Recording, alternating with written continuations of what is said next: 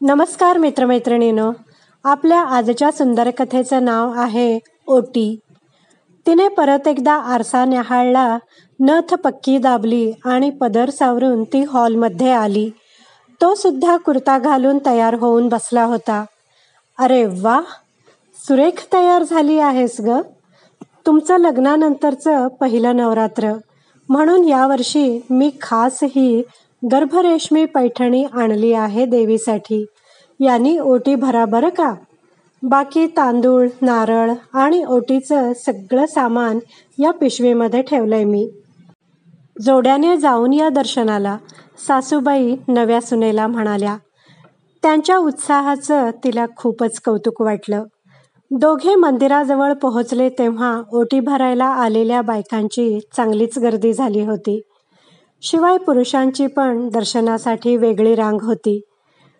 तिला रांगेजवळ सोडून तो गाडी पार्क करायला गेला. रस्त्याच्या कडेला फुलांची, ओटीच्या सामानांची बरीच दुकानं होती. तिने आठवणीने सोनचाफ्याची वेणी देवीसाठी घेतली. तिच्या घमघमणाऱ्या गंधाने तिला आणखीनच प्रसन्न वाटलं. तिने स्वतःच्या केसात सुद्धा चमेलीचा गजरा माळला. हिरवा कंच चुडासुद्धा तिने ओटीच्या पिशवीत टाकला. एव्हाना तोही दर्शनाच्या रांगेत सामील झाला होता. ती ओटी भरणाऱ्या बायकांच्या रांगेत जाऊन उभी राहिली. आईसोबत लहानपणापासून नवरात्रीत देवीच्या दर्शनाला ती नेहमीच जायची. तिथल्या गर्दीचा कंटाळा यायचा खरं तर तिला, पण वर्षातून एकदाच गावाबाहेरच्या देवीच्या मंदिरात तिला जायला आवडायचं सुद्धा.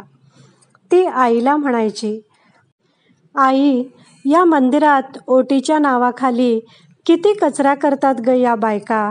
देवीला पण राग येत असेल बघ.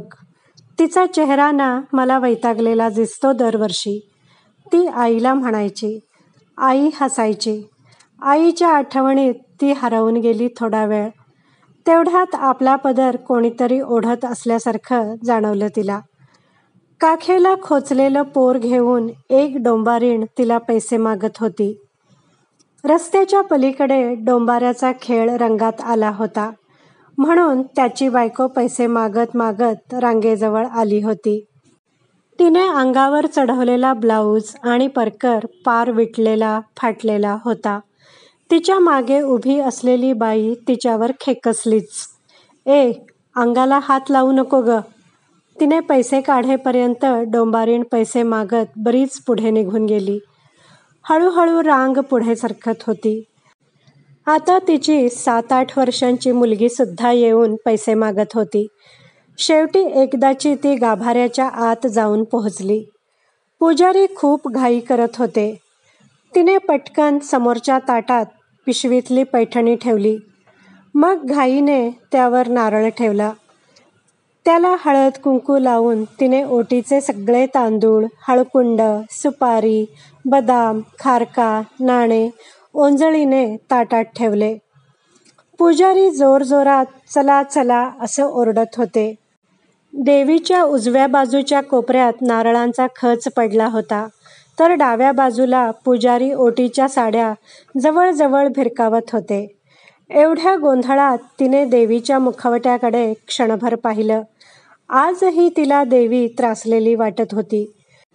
मग हात जोडून ती ओटीचं अख्खं ताट घेऊन बाहेर आली आणि तिने मोकळा श्वास घेतला. तो सुद्धा दर्शन घेऊन तिच्याजवळ आला. काय ग, ओटी घेऊन आलीस बाहेर? त्याने विचारले.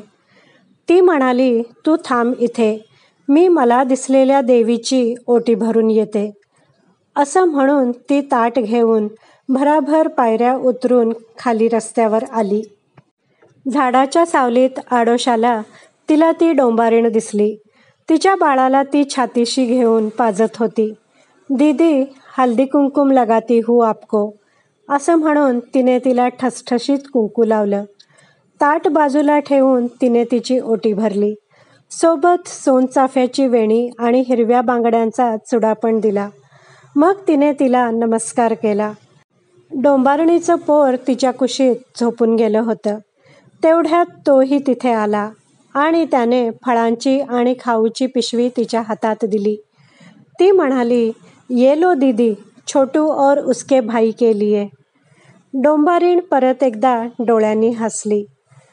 ती पैठणीवरून हळुवारपणे हात फिरवू लागली. तिच्या चेहऱ्यावरचे आनंदी भाव वेचून ती दोघे परत मंदिरात आली. आता गर्दी बरीच कमी झाली होती. गाभाऱ्यात जाऊन दोघांनी डोळे भरून देवीचं दर्शन घेतलं. तिला आता देवीचा मुखवटा खूपच प्रसन्न वाटला. इतक्यात गाभारा सोनचाफ्याच्या गंधाने दरवळून गेला. त्या दोघांच्या पाठीमागे डोंबारीण तिच्या मुलांसोबत आणि नवऱ्यासोबत पैठणी गुंडाळून, हिरवा चुडा आणि वेणी घालून देवीचं दर्शन घ्यायला आली होती. देवीचा मुखवटा तेजाने आणखीनच उजळून निघाला होता. मित्रमैत्रिणींनो, कशी वाटली तुम्हाला ही हृदयस्पर्शी कथा? कथा आवडली असल्यास व्हिडिओला लाईक करा, शेअर करा, कमेंट करा. माझ्या चॅनलला सबस्क्राईब करा. व्हिडिओ पाहिल्याबद्दल धन्यवाद.